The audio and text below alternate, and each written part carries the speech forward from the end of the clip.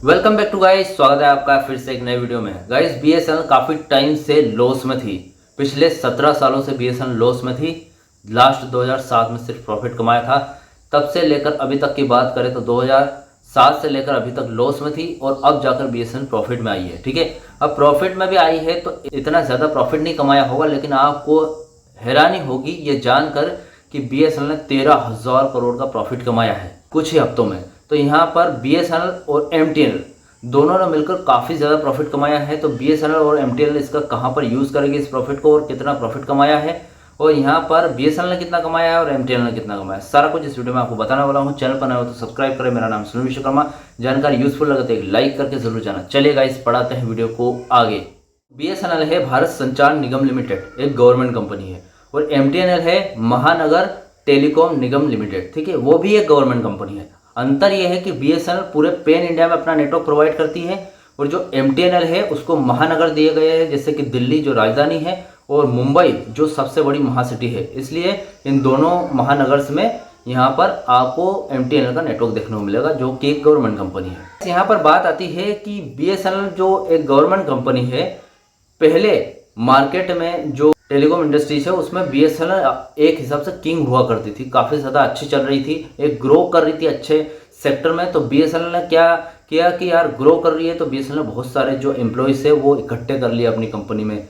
मतलब अपनी कंपनी में अब ग्रो कर रही थी, कोई दिक्कत नहीं थी, इतने तो एम्प्लॉयज़ आने ही थे। ठीक है, तो गवर्नमेंट एम्प्लॉयज़ के लिए क्या है, कितने 1,64,000 एम्प्लॉयज़ काम करते थे बीएसएनएल में पहले। ठीक है, तो ग्रो कर रही थी। ठीक है, तो उनके लिए क्या करती है थी कंपनी, सरकारी कर्मचारी है, सरकारी एम्प्लॉयज़ है, गवर्नमेंट एम्प्लॉयज़ है, तो उनके लिए क्वार्टर वगैरह भी देती थी रहने के लिए। उसके बाद ऑफिसेस भी थे उनके, और प्राइवेट लैंड्स वगैरह भी थी जिसपे वो ऑफिसेस वगैरह बने हुए थे। ठीक है, तो बहुत सारी संपत्ति खरीद कर रखी थी बीएसएनएल ने आगे ग्रो करने के लिए। ठीक है, तो अब होता यह है कि जियो जब लॉन्च हुआ तो बीएसएनएल की जो मार्केट शेयर वगैरह सब गिर गए।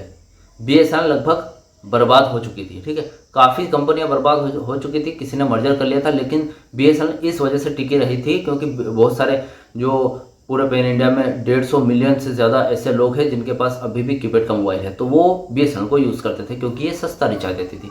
तो यहाँ पर जब कंपनी डूबने लगी थी, 17 सालों से लॉस में थी, तो बीएसएनएल ने क्या किया कि यार कंपनी लॉस में है तो जो एम्प्लॉयज़ हैं उनकी सैलरी कहाँ से दे, इतना तो प्रॉफिट ही जनरेट नहीं हो रहा, तो उनकी सैलरी दे।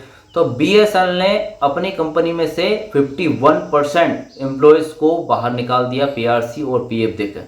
ठीक है, मतलब उनका सब कुछ पैसा वगैरह देकर बाहर निकाल दिया, बाहर कर दिया। भैया आप जो भी कम थे या फिर जो अच्छे कर्मचारी थे या फिर उनको लग रहा था कि ज़्यादा एक्सपीरियंसड है, उनको रखा और बाकी को सबको बाहर कर दिया। ठीक है, अब ऐसे में बीएसएनएल के 51% कर्मचारी, मतलब आधे कर्मचारी को बाहर निकाल दिया था। 1,64,000 में से समथिंग 80-85,000 कर्मचारी को बाहर कर दिया।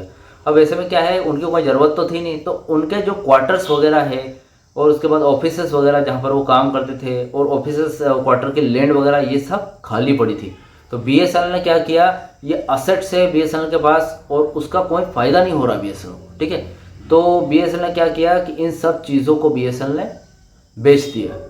अब बेचने के बाद बीएसएनएल की भी प्रॉपर्टी थी उसमें और एमटीएनएल की भी थी। बीएसएनएल को बेचने के बाद 10,000 करोड़ का प्रॉफिट हुआ, उसके बाद एमटीएनएल को बेचने के बाद 3,000 करोड़ का प्रॉफिट हुआ। ठीक है, अब बात ये आती है कि एमटीएनएल और बीएसएनएल को अलग अलग क्यों रख रहे हैं लोग, गवर्नमेंट कंपनी। तो बहुत सारे यूजर बोल रहे हैं कि एमटीएनएल का जो नेटवर्क है वो महानगर में जैसे कि दिल्ली और मुंबई दोनों में ठीक से नहीं आ रहा। मेरे पास भी बहुत सारे कमेंट भर भर के आते हैं कि भैया ये जो नेटवर्क है एमटीएनएल का हमारे यहाँ ठीक से काम नहीं कर रहा, मुंबई वालों के यहाँ या फिर दिल्ली वालों के यहाँ ठीक से काम नहीं कर रहा है। बीएसएनएल कैसा चल रहा है, बीएसएनएल की सिम ले ले क्या, हम एमटीएनएल से बीएसएनएल में पोर्ट करवा ले क्या। तो मैं आपको बता दूं अभी पोर्ट वगैरह मत करवाइए, क्योंकि बीएसएनएल और एमटीएनएल अभी मर्ज नहीं होने वाली है। ठीक है, मर्ज होगी ज़रूर, लेकिन इन फ्यूचर होगी, हो सकता है जून के बाद हो जाए या फिर 2026 में मर्ज हो, क्योंकि वो तो मर्ज होनी है, क्योंकि एमटीएनएल लगभग डूब चुकी है। ठीक है, एमटीएनएल लगभग डूब चुकी है यहाँ पर। बीएसएनएल तो काफ़ी ग्रो करी है। जुलाई 2024 में जब अपने प्राइवेट टेलीकॉम कंपनीज है इन्होंने मार्केट के जो प्लान है, जो प्राइस के प्लान हैं, इन्होंने अपने जो रिचार्ज प्लान है वो बहुत महंगे कर दिए थे, यूज़र्स को पुरने भी नहीं रहे थे। ठीक है, मतलब यूज़र्स को संतुष्टि नहीं थी कि यार इतना पैसा हम नहीं दे सकते, तो बीएसएनएल में उन्होंने क्या किया, पोर्ट करवा लिया। बहुत सारे यूजर्स ने पोर्ट करवाया था। इससे बीएसएनएल में बहुत सारे यूजर्स, बहुत सारे सब्सक्राइबर बढ़ गए थे बीएसएनएल के। उसके बाद बीएसएनएल का प्रॉफिट भी काफ़ी अच्छा हुआ। जुलाई 2024 के बाद से जुलाई 2024 के बाद से बीएसएनएल ने 2025 तक काफ़ी ज़्यादा प्रॉफिट किया। 262 करोड़ का प्रॉफिट किया यहाँ पर अपनी कमाई से। लेकिन अब ये जो 13,000 करोड़ का प्रॉफिट है, ये लैंड बेच कर किया है। अब बीएसएनएल इसका यूज़ करने वाली है नेटवर्क इशू पर, जहाँ पर जो 4G है पूरे पैन इंडिया में जो प्रोवाइड होने वाला है, और उसके अभी टावर कुछ लगने बाकी है, तो उस पर यूज़ होगा ये पैसा वहाँ पर यूज़ होगा। और भी ऐसा नहीं है कि 1 लाख टावर के बाद बीएसएनएल टावर नहीं लगाएगी, और भी टावर लगाएगी, क्योंकि जो 5G लॉन्च करने वाली है बीएसएनएल जून 2025 के बाद, उसमें जो टेक्निक यूज़ हो रही है NSA मोड पे जो 5G लग रहा है, उसको ऐसे मोड पर भी तो करना है बाद में। तो जितने टावर्स एक्स्ट्रा लगे उतने अच्छी बात है। तो 13,000 करोड़ का जो अमाउंट है वो काफ़ी ज़्यादा होता है, बड़ा अमाउंट है।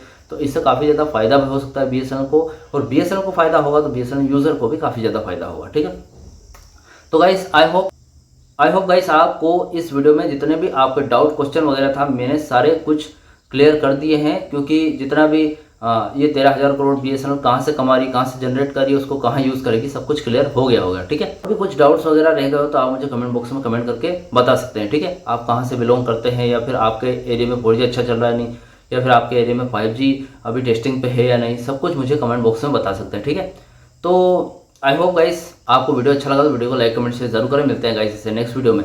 सी यू सून।